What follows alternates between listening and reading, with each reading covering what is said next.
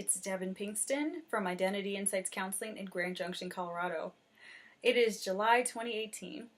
I will not give a specific date because if you follow my channel at all, you probably have noticed that I don't post videos on specific time frames, a specific number.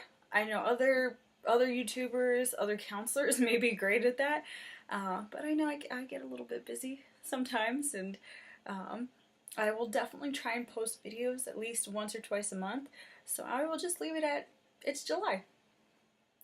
Alright, I wanted to do a video update since I haven't talked to you guys in a little while on a topic that comes up a lot in my office, which is passing and not passing. So this is for by trans and non-binary individuals. I feel like what's often talked about a lot, maybe in more of like the inner circles of the trans community specifically, is the ability to feel like you can pass. And I'm only going off of what I hear from a lot of my clients who are involved in maybe like small groups on YouTube, but it could be YouTube, Facebook, or other social media communities. I think a lot of times we look at passability as sort of like the pinnacle of transition, of if I can do that, I have achieved my ultimate goal. And for a lot of people, I know that is the ultimate goal, and that's okay. Go for that goal if that's what you want. But I know for others, it's really hard to get to that place. And sometimes there might not be the achievement of the complete expectation of passing that an individual might want. So I wanted to talk about how to cope with some of that. If you feel like I'm not hitting that passability mark that I want for myself, how do I move forward from that and embrace who I am in this transitional journey?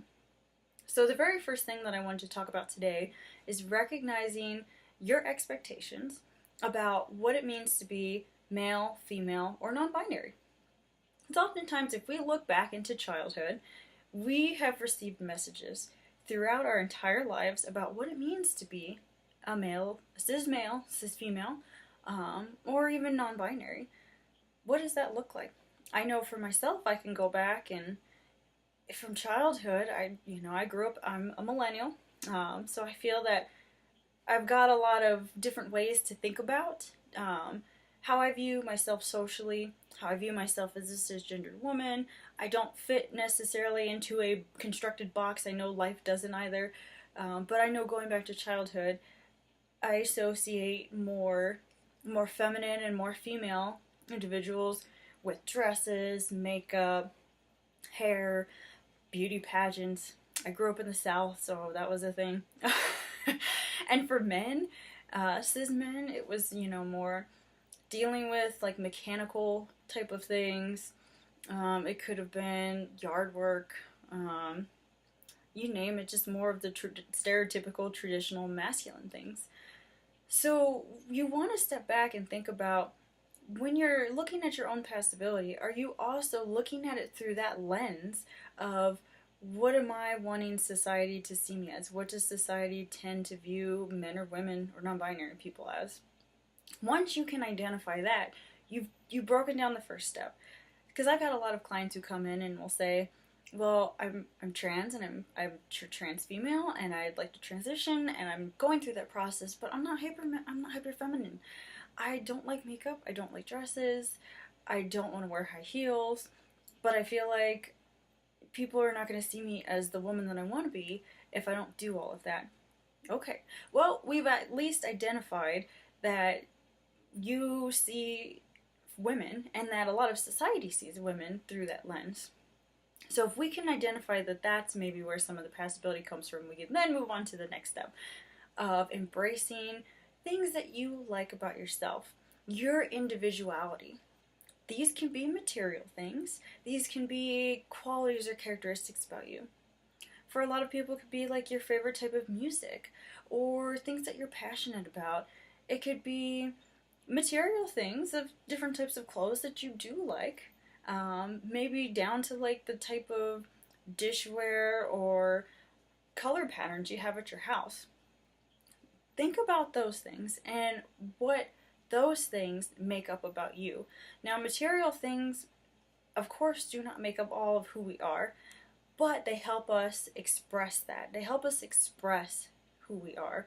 So we want to remind ourselves of what are those individual things that make up me. Do I feel more hyper feminine? And does my home, does my lifestyle reflect that? Do I feel hyper masculine?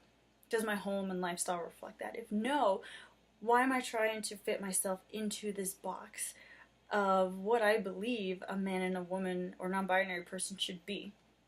That maybe I should look at the things that I do like. Maybe I'm a trans woman that enjoys, dirt bikes and working on cars. Okay, so how can I express that through clothing? How can I express that behaviorally to people versus trying to fit myself into something that I'm not? So that's the second step. The third step is we want to also rely on people who already support us as the individuals that we are. So if you are having trouble trying to connect those two, of recognizing what are your social expectations, what are your individual things that you like and they just don't fit together, have your friends help with that process, your friends and family. Have them remind you of the beautiful individual that you are and remind you that you're yourself and where you're most comfortable. And how can you start integrating that into other situations and other environments? That will be key. Think about it in a sense of if you are a person who is nervous about being in a new crowded environment where you know nobody. I think a lot of us feel pretty anxious in those situations. There's always that individual who's just like, I can go anywhere, meet friends, no problem. But think of it that way. You're trying to step into a space where you don't know anyone, you can't expect how people are going to react. So having that friend come along with you and be an anchor in a way, an emotional anchor, will help establish that sense of comfort over time. Now, these tips and tools are not things that are going to happen overnight. I know sometimes to some people they might sound like very obvious things or things that do seem like a quick fix, but in reality they're going to take a little bit of time. So give yourself that space to really reflect on how can you express yourself from an individualistic level, and how can you ultimately work on embracing you versus trying to fit the mold of somebody else. Because remember, in that transitional process, at least for a lot of individuals I have talked to, it is a struggle to get to the point to say, yes, I am transgender, or yes, I am non-binary. So the ability to kind of maybe step away from that passability process for yourself of, do I want to fit what the ideal is for society, or do I want to fit me, will take a little bit of work. But it can be done. You've gotten to this point, or you are working to get to this point if you're not at it right now. Know that it's all a journey. Know that you have support from other friends, other family out there, and just the community at large. Alright, everyone. If you have any other questions about this topic in particular, about passability, or any comments, please feel free to leave them below. If you have any requests for any specific videos, feel free to drop me a line about it. You can go to my website and send me a private message that way. I've had a couple people send me messages to my website to just start that conversation about what new topics they would like me to do videos about. So it's not just for counseling. It'll list that on my website, but if you prefer that way to reach out to me, please do. You can also follow me on Facebook at Devin Pinkston Counselor, which will go to my page, Devin Pinkston Gender Therapist Grand Junction. And then you can find me on Twitter. It's at my business name. It's Identity Insights, but it's Identity Insight, INSIGH, and the number 1. Alright, thank you for your time today. Be on the lookout for future videos, and I'll touch base with you next time.